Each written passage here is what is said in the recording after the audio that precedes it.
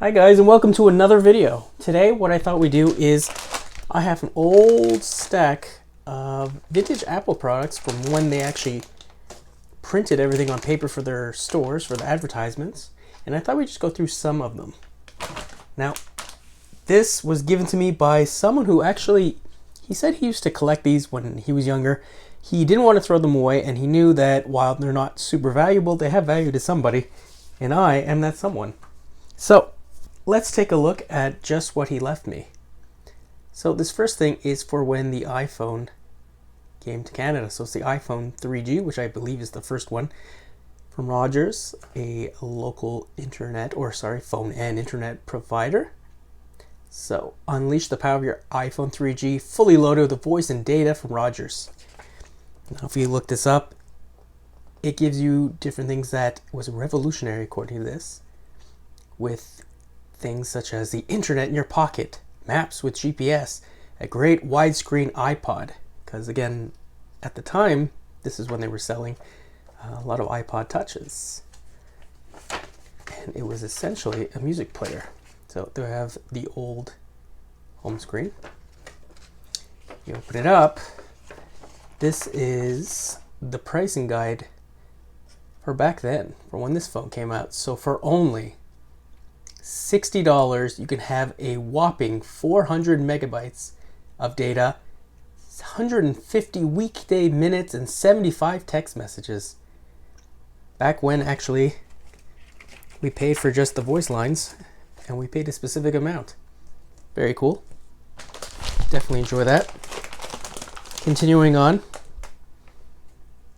an old Apple Cinema display. I used to have a couple of these. I've gotten rid of them, but now regret it and want to get them. And the Imac G5. 64-bit dual processor G5 and a 30-inch Apple HD display. There's no limit to what you can achieve. Not quite HD for today, but still actually looks pretty good if you ever see one on display. So these are definitely not the final G5s because it goes up to 2.7 gigahertz. But these are the, I believe, 2 processor machines. And on this side, it gives you information about their displays. So top of the line would have been 2560 by 1600 pixels. Next, even older Apple displays. I have one in the box in the other room right now. The all-digital desktop. Apple's the first to offer a lineup of all-digital, all-flat panel displays with crisp graphics, distortion-free images, and deeply saturated colors. These LCD displays offer a visual performance superior to that of CRT monitors. I personally don't think so, but Apple flat display panels integrate flawlessly with the G4, giving you an elegant and extremely powerful all-digital desktop, and I love the clear acrylic. And then there's the back leg that always seems to snap off. And there's a Quicksilver with it. So just some images of it in use. Pixel perfect, color correct, clutter free. And if we open it up inside, the various sizes and how it connects with your Apple Display connector. Next, one of the Imac G4s, the Quicksilver, and again advertised with the display with a dual 800 megahertz PowerPC G4, CD/DVD authoring, and Mac OS X. The new Imac G4 is a digital powerhouse that delivers unparalleled speed, versatility, and performance. Definitely is one of the nicest G4s. And they're showing you the different uses.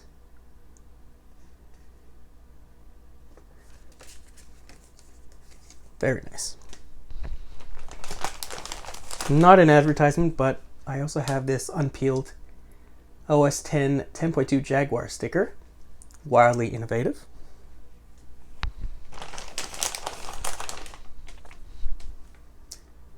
One of my favorite of the Apple laptops, which I unfortunately right now do not have an example of, a titanium book, or a Ibook.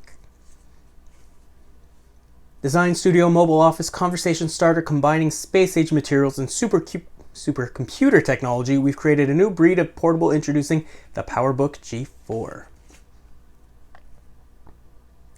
So the big selling point, if you didn't know, was the titanium in it. And there's the painted right there. Next, the Ibook. This should be an Ibook G3. So yeah, 600 megahertz, 12.1 or 14.1 inch display. According to them, 6 hours of battery life. Burn CDs. So there are the two different versions right there. And then of course their big selling points at the time is your iPhoto, your iTunes, your iMovie, and how apparently stable, simplistic, and how speedy OS X was at the time. Well, compared to Windows back then, I agree. I'm not going to read everything, but there you go.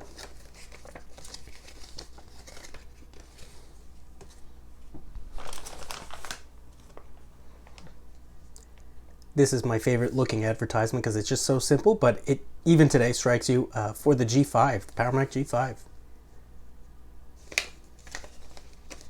We open it up directly to the G5, the first 64-bit personal computer.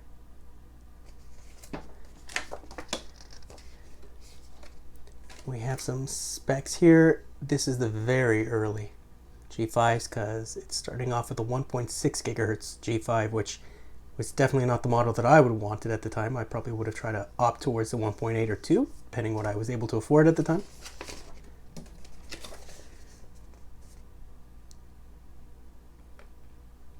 And then just some things that you can definitely do with it for you, we'll call it creative types.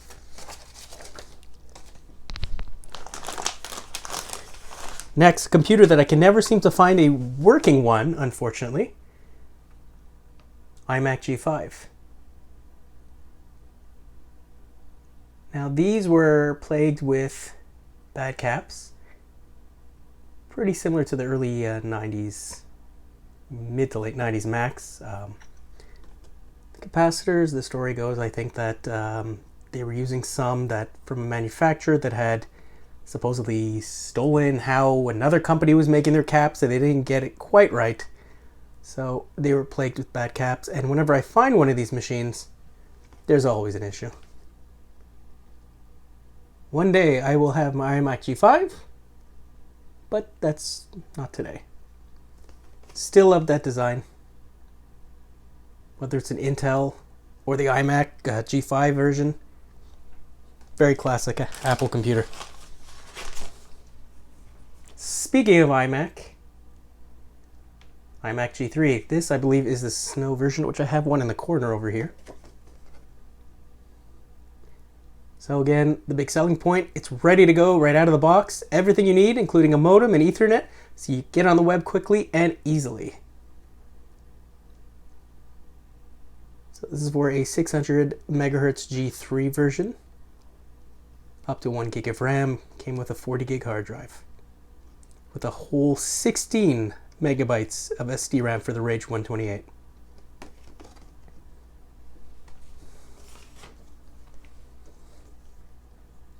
Another Ibook.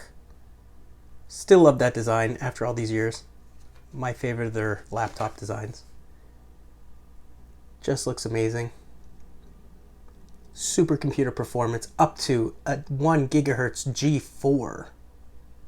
There's a DVD drive, the phenomenal graphics, 64 megabytes of DDR, up to 5 hours of battery, widescreen, which for the time is wonderful, wireless, and video out.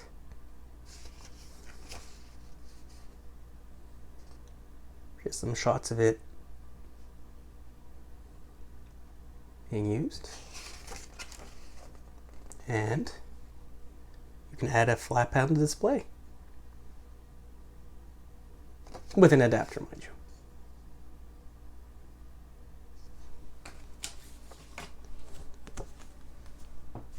Next, the iPod. I'm sure you all remember these advertisements with these people, little black silhouettes dancing around. And that looks like a first generation iPod right there.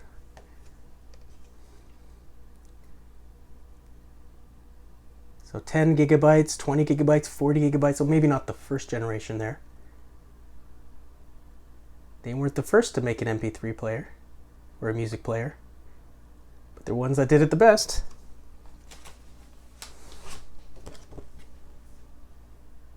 Imac. This is, from what I understand, the Education Mac. I do have top of the line version. This one doesn't have the stand. I have the stand. Speakers sound great for what it is. I love the CRT. This originally started only in education settings, but I believe that eventually they sold them to, well, essentially anybody that wanted one. It was their last CRT Mac.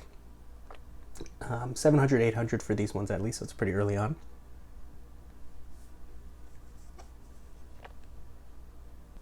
All right, and next, now this here is the original iPod. 5, 10, or 20 gigabytes, which is pretty amazing when you think about how now I believe iPhones start at 64 gigabytes. There he is enjoying his music. And I believe he's wearing those Apple headphones that compared to the one they sell today is nothing.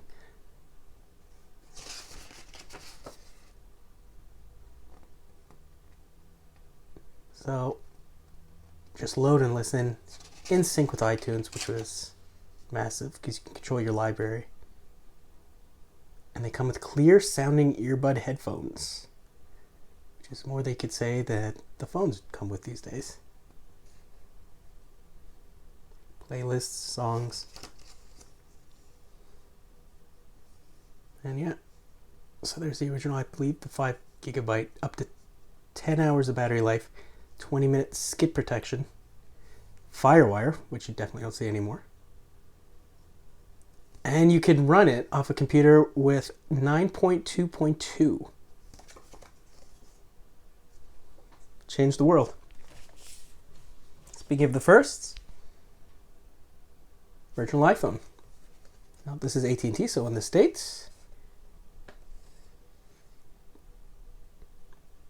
monthly price, so you can get a whole 450 minutes for $59.99 US. And that is without any data whatsoever from what I see. You could get unlimited call time for $120.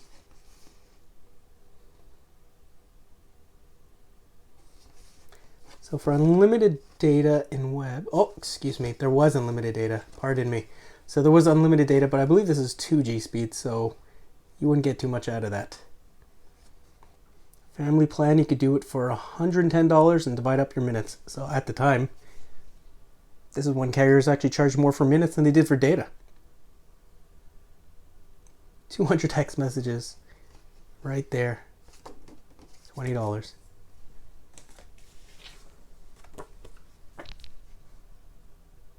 One of the all-time classic designs, the G4, the MDD, mirror drive door. Great advertisement, showing you how simple it is to work on. Another twin engine supercomputer based on the Xserve.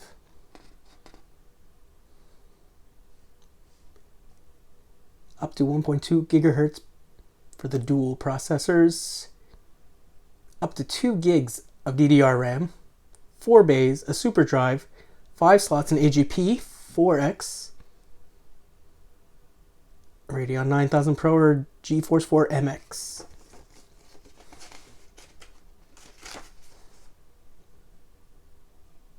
Connected to display. Examples of things you could do with it. Final Cut 3.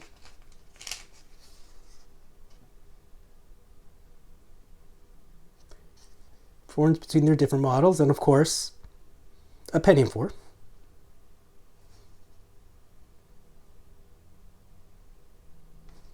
Based on 6 common editing actions.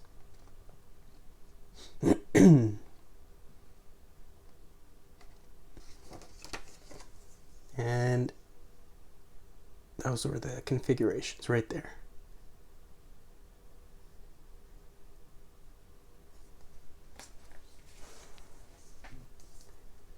The new Ibook. Another G3, I believe. 4.9 pounds, which today sounds like a giant computer to me. Giant laptop.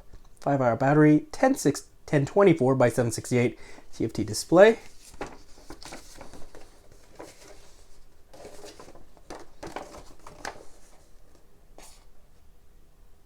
$500 MHz G3. I actually have this model.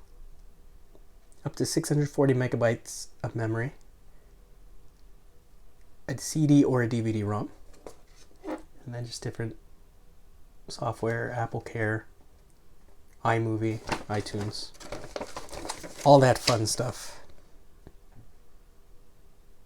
And I'm assuming it's showing that you can edit, creativity.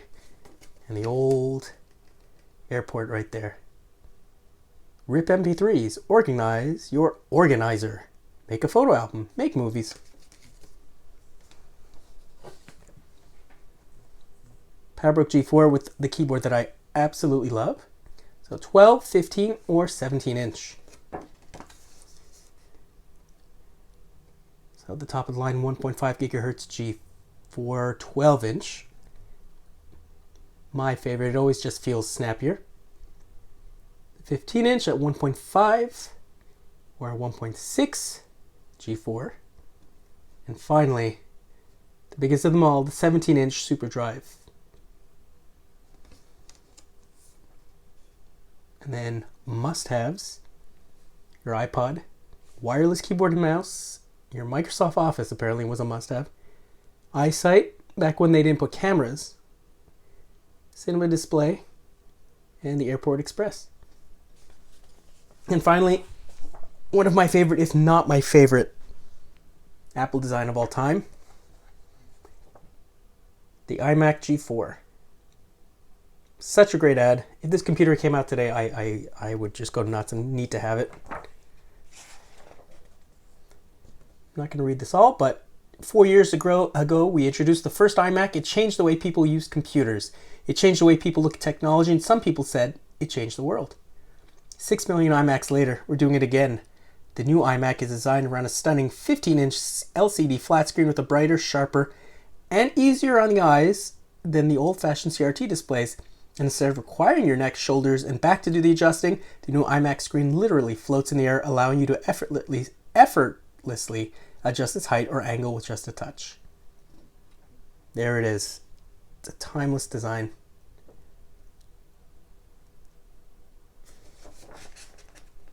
Let's just take a quick look in here.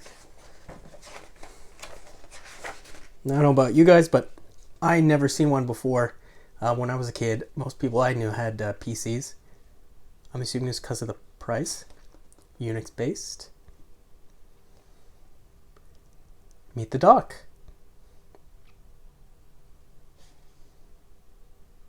And then you'll notice a lot of the pictures, they're going to be changing the angles. How it comes to you floating in the air. iPhoto.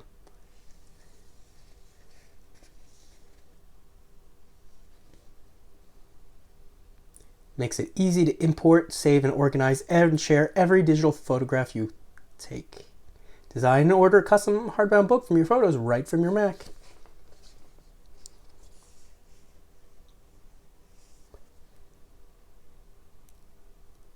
iPod, iMovie.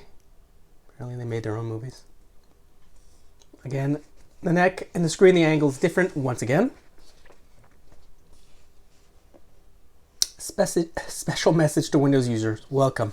Over the years, there have been more than a few misconceptions about Mac. Let's take a look at some of the most popular ones. Everyone uses Windows.